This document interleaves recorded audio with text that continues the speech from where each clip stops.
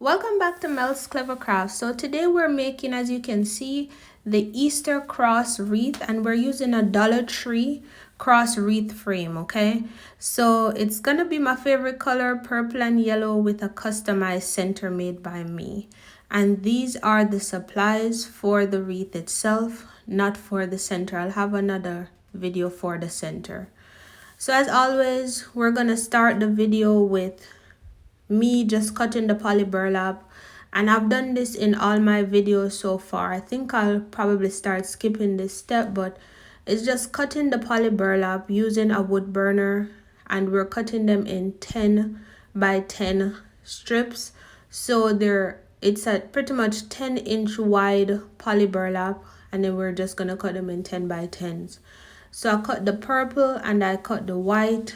This was one of the quickest wreaths I've ever made, I guess because it didn't take as many petals as a normal 14-inch round flower wreath would take. So again, this is a cross wreath that I'm making, and the center for this that I made, it was customized using fuse beads or perler beads, and I'll have the link for that video down in the description. So I'm just cutting the white, and this is pretty much how I'll cut all the white pieces of the poly burlap. So just cutting away, just show you how I cut a few pieces. And the poly burlap, you can see through it, so I'm just cutting through the fibers, so it's not going to be cut like across. All right, so now we're going to start forming the petals. So these are going to be the pointed petal, and this petal technique, again, it was done by Trish at Dean Michaels Designs. And I'm just going to pre-make these petals, and I'm using rubber bands that you use in your hair, and these are the clear ones. So I'm gonna fold, having my finished piece at the top, finish at the bottom, fold from the bottom right to the top left. So that's my son right there. He's showing me some toy that he has. And then when you fold that, you're gonna just try to flatten it out as best as possible, and then you're just gonna scrunch down the middle, and then you're gonna get those two pointed ends. You're gonna bring them together in the center and pretty much just secure it using the rubber bands.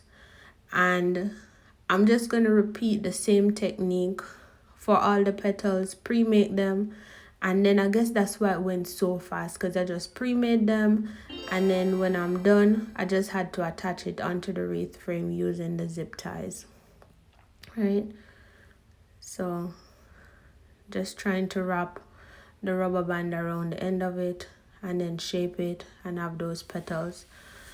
So I did not count how many purple it took, but again, it wasn't as many as a regular flower wreath. So again, we have the finished part at top, finished at bottom right over top left, scrunch in the middle, and then you bring the 2 points up together, and then you secure the bottom with that rubber band. Or if you didn't want to pre-make them, you could make them and attach them to the wreath frame one after the other. But as I said, this way is much faster. And using the clear rubber band, it's also good because you can't really see it, right? So when you attach it on the wreath frame, it's not going to really show. Plus the petals, they also overlap on each other, so you won't really see that. So I'm just making more of the purple petals, and just so you can pretty much get a really good look at it. And again, this petal technique was first done by Trish over by Dean Michaels Designs. So you can check out her page. She doesn't have too many videos, but her techniques that she have on her channel, they're very good, and so many of us use them right now to make our own wreaths, our own flower wreaths. And again, this is my favorite petal to date. This one and the one that they call the Pinwheel Method. So here I have pretty much the finished flower petals that I'm gonna attach to the wreath frame. So here's my cross wreath frame. I have my zip ties. So I'm gonna put the zip tie on first. I'm just gonna close the zip tie and then just slide the petal down into it and then tighten that. And that makes it move so much faster, so much faster. And then while you're putting them in, you'll just adjust based on how you like it to look. So straighten them as you need to, and then just attach them. So I'm just gonna cut off the excess zip tie and just continue to repeat that process. So get your petal and put your zip tie, semi-close your zip tie, slide your petal into your zip tie, and make sure when you put that petal in, so you see it was a little bit too low, so you would have seen the zip tie on the one behind it. And I'm just trying to rotate it to see which side of the petal I liked best, which one was showing less of the cut edge of the petal. So that's pretty much what I was trying to do. And you just adjust it. You don't want anyone to see the zip tie at the back, right? So you're just gonna overlap those petals as best as possible. And while I was doing this, the petals I initially made were not enough, so I had to go back and just fold some more petals and attach them in between, and it was fairly easy. Didn't get to damage or flatten any of the petals that I had already attached to the frame. So this was a really nice frame to work with. I think I would make a lot of cross wreaths, over flower wreaths based on time, because it was so quick, so much quicker than a regular flower wreath. But I love wreaths in general, especially these poly burlap wreaths. So see, I've attached all of them to the top, and okay, so that's my daughter over there on the lower left. She's just picking up everything and adding it to my workspace. So I finished the top, or I thought I finished the top at that time, and I was looking at how much space was in between each petal. So then I'm just adding all the purples, and then I'll start adding all the whites. So all the purple are in place. They look good. At least the bottom one looks filled in.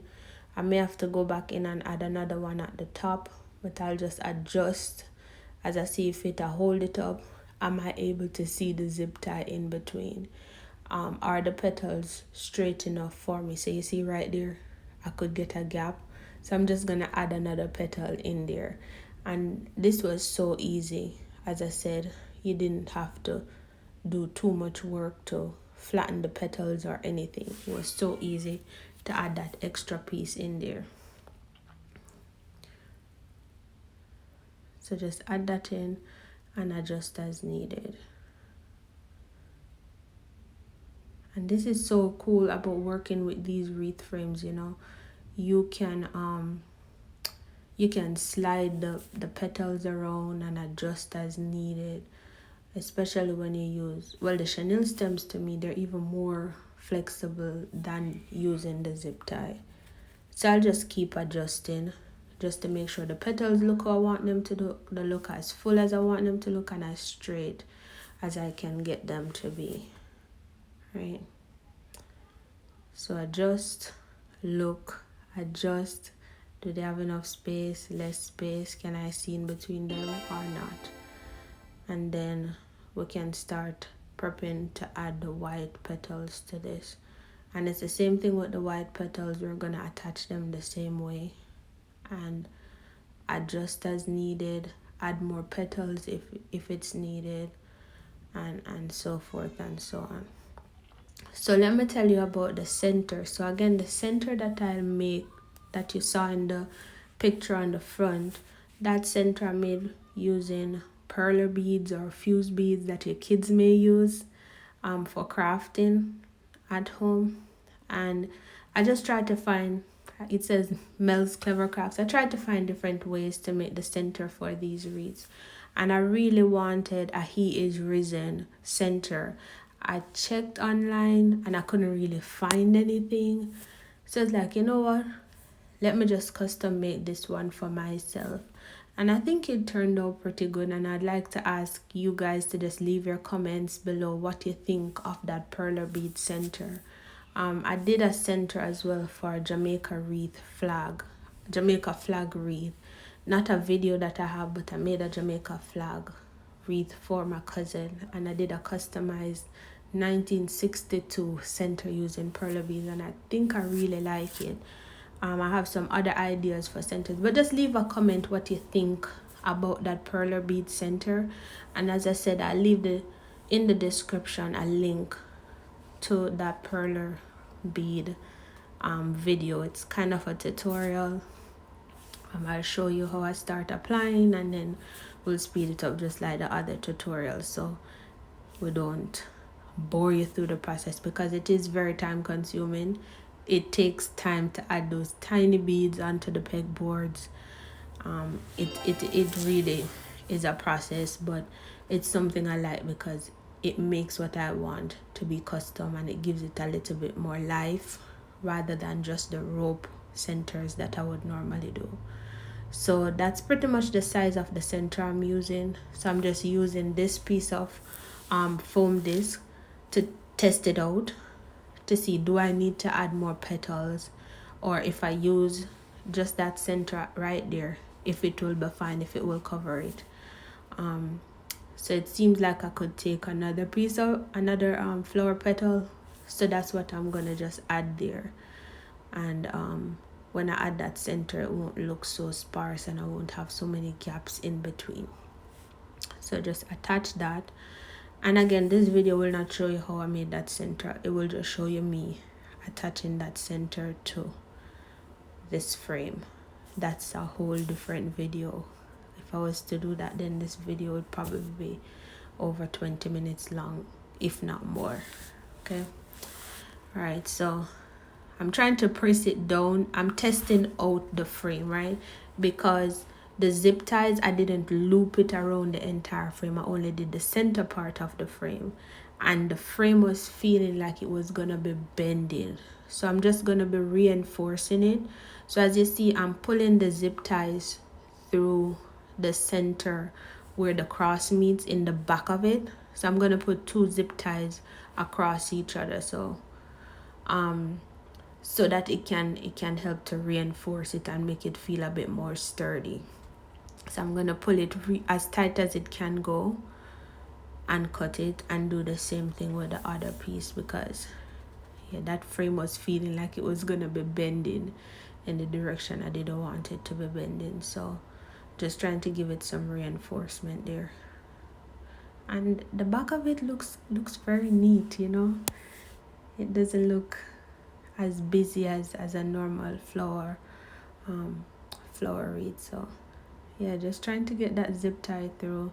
It's a little bit of a challenge because everything is so tight, but after I added that zip tie in the back, I can say that it definitely did make that wreath frame feel more comfortable, much more sturdy than what it was feeling like before, with all that extra weight that was on it. So this is something I don't know if anybody else has done this, because I've not seen anybody else having to do this. But if you haven't had to do this, does your wreath frame feel okay when you make your cross wreath?